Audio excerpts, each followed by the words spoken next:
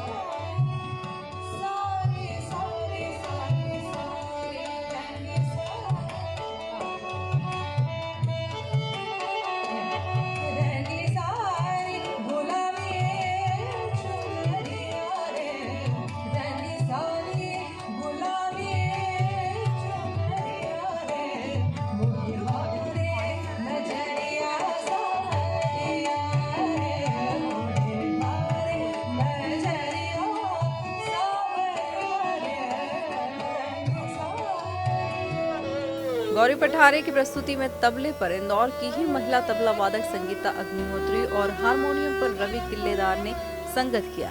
इस प्रस्तुति के बाद जाने माने संतूर वादक और पंडित शिव कुमार शर्मा के सुशिष्य पंडित सतीश व्यास ने अपनी प्रस्तुति दी। प्रस्तुति के पूर्व उन्होंने अपने भावों को शब्दों में अभिव्यक्त किया और उसके बाद संतूर के तारों से स्वर लहरियां बिखेरी। उन्होंने अपनी प्रस्तुति की शुरुआत राग झिंझोटी से की।